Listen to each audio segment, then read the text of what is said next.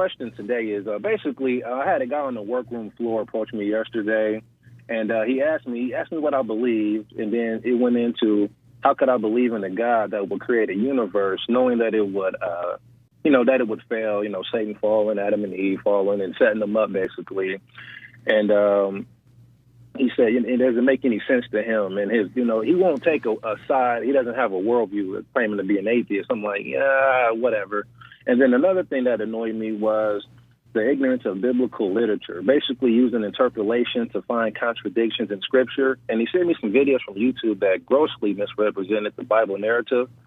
So I didn't even know where to start. But in my head, listening to him, I'm thinking of 1 Corinthians 18. I'm like, oh, here we go. But I want to at least show love and hear him out. So my question is, how would you answer these questions, and what resources do you have on the subject? Yeah, well, there's a lot of stuff there. When people attempt to do the contradiction route, I'm certainly willing to try to work with them when they provide specifics.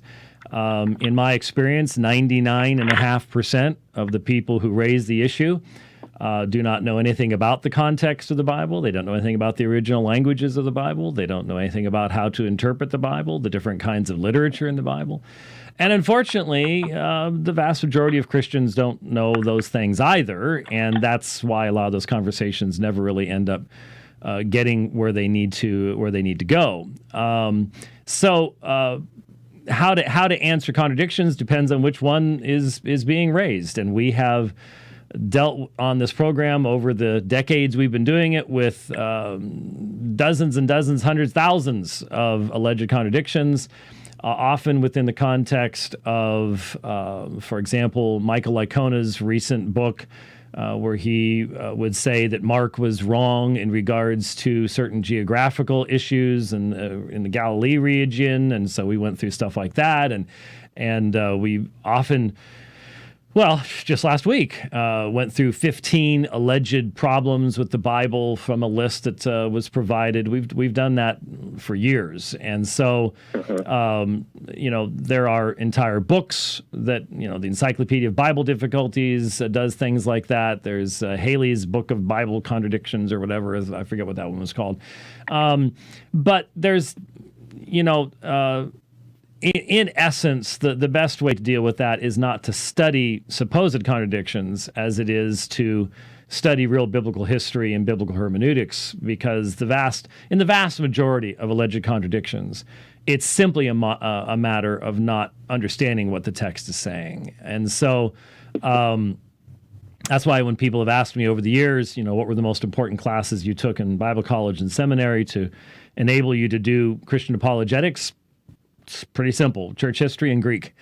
The church history, because the history of the church is almost always misrepresented, and very few Christians know much about the history of the church, so as to be able to provide a response. And then the other thing, of course, knowing the original languages. Hebrew is great too, but the vast majority of alleged contradictions are focused upon the New Testament, which was written in Greek, and that is one great advantage of being able to read that language, is that very often it is a contradiction of ignorance.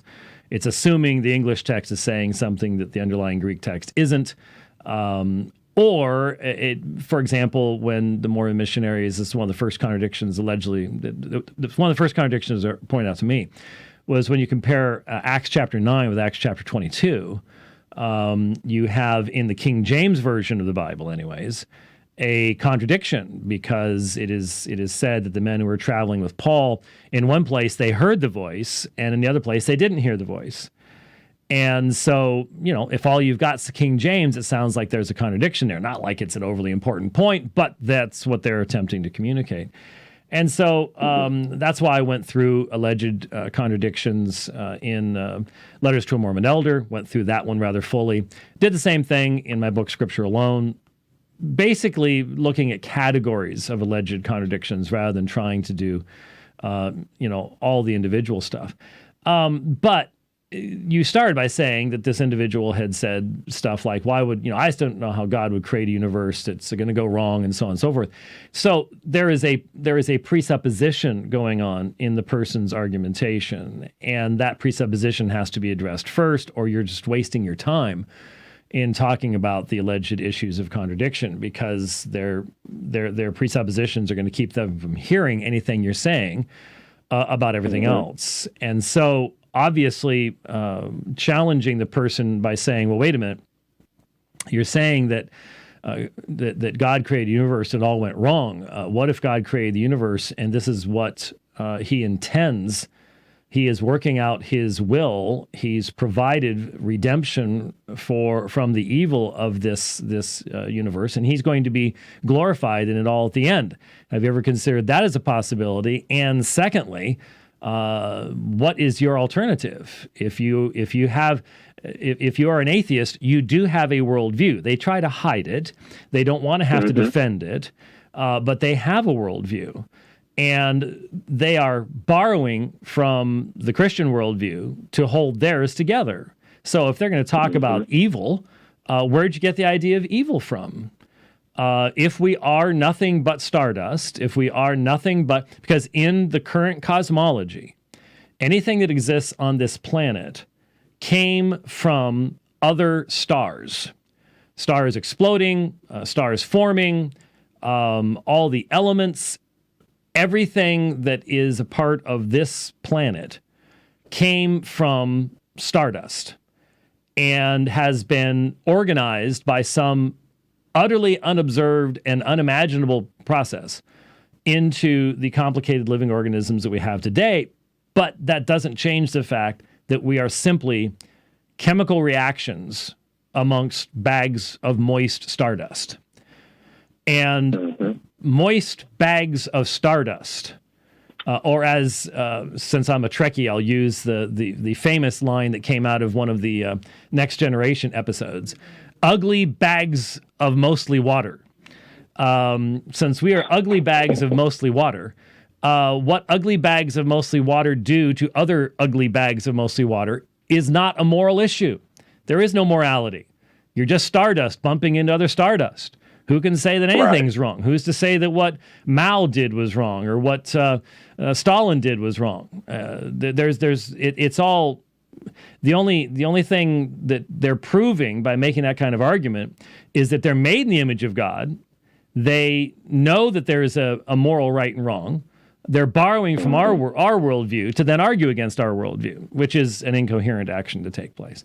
So this will be seen very, very clearly in a couple of weeks when Pastor Jeff Durbin, my fellow pastor at Apologia Church, and I will be debating two atheists in Salt Lake City. And you will see exactly how this happens, because one of the two atheists is a medical doctor. He's a brilliant man. He's doing wonderful work in prosthetic limbs. And in doing that, he is stealing from our worldview constantly. All of his work is based upon the coherence that is provided by our worldview, not by his worldview. And that will become a central aspect of the discussion. I assure you, that's what's going to happen.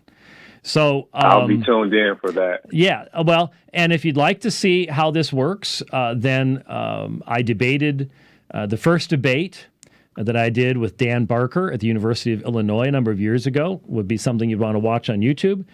You'll also want to watch the 3-on-3 debate that Cy Ten Bruggencate, Jeff Durbin, and the pastor of the church they were at did against three atheists at a Bonson convention about, 3 or 4 years ago. That's available on YouTube. I've seen that one. Okay, so you've seen that one. So you've seen how I've seen most of them. Yeah, I've seen that too, and I sent him one of you and I think there's a Genesis on free will and what's the other one? It was free will and predestination. Yeah, well, Syngenis is a Roman Catholic, so right. Because that kind of was in our conversation. It was a 40-minute convo of just everything, but I kind of feel vindicated because some of those points you made about him being on borrowed capital, I made that to him, and I said presuppositions, and then he got back on his fence. So I had him cornered, but the conversation ended at, it's whatever on that part. It was no hate, no cussing out or anything, but I'm like, you don't see it. So I just went home and I prayed for him. But that's for saying what you said, because I did say that. I did say some of those points. Okay, good, Courtney. Well, keep praying for him, and Listen to that debate. There's a number of good books available. Taking Every Thought Captive, Greg Bonson's material. Highly recommend it for you. Greg, is it Pratt? I think it's Pratt. There's a blue book. I think it's called Every Thought Captive or something like that. Anyways, I can see the cover. I don't have it here right now. But there are some good books available out there, too. Courtney, thank you. We got other folks got to sneak in. We'll talk to you later. Thanks. God bless you. Take care. All right. God bless. Bye-bye.